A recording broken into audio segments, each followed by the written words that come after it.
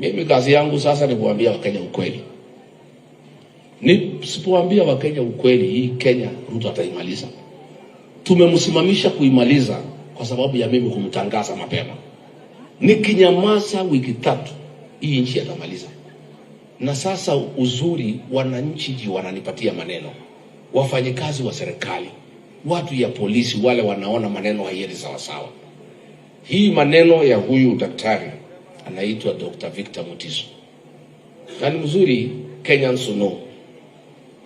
Huyo mama aliuawa kwa sababu kuna watu walikuwa wameiba shamba yake.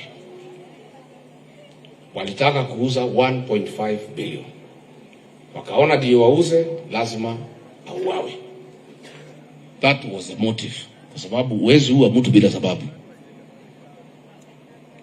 Hapo Kikuyu police station is a scene of crime. Hiyo police station ndio inapangiwa mauaji yote Kenya. Mambo yote wale askari wanaua watu wako hapo.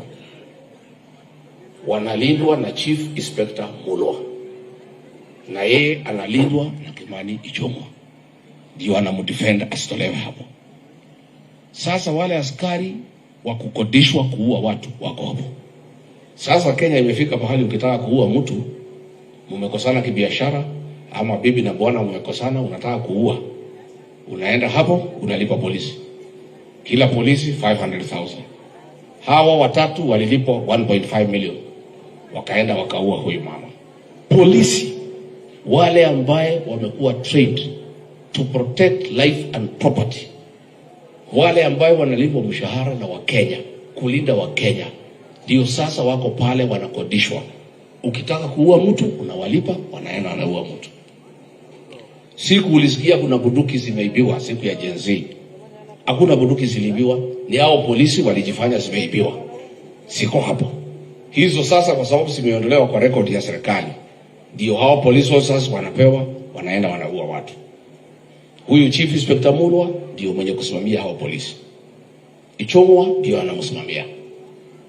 Ile maneno yote yanafanyika hii Kenya ya uharibifu imepangiwa Kikuyu police station.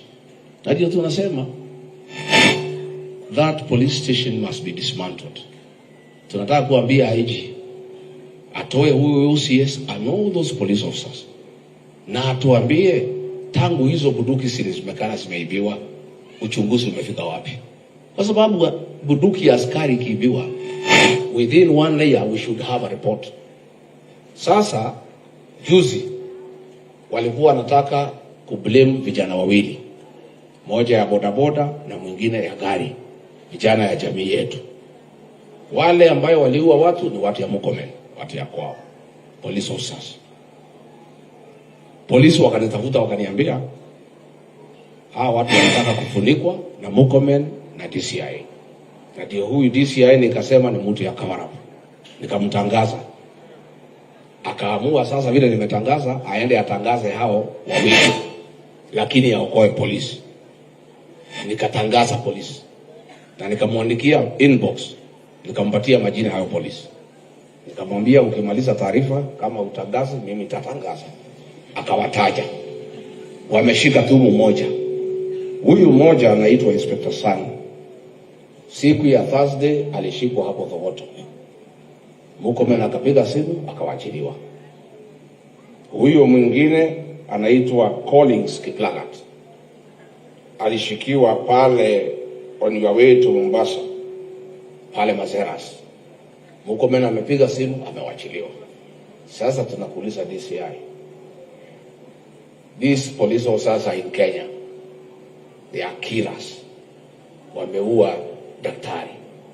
Wewe mwenyewe umesema ni hao walimuua. Kwa nini unawashika? Unaambiwa na Murkomen uachilie hao.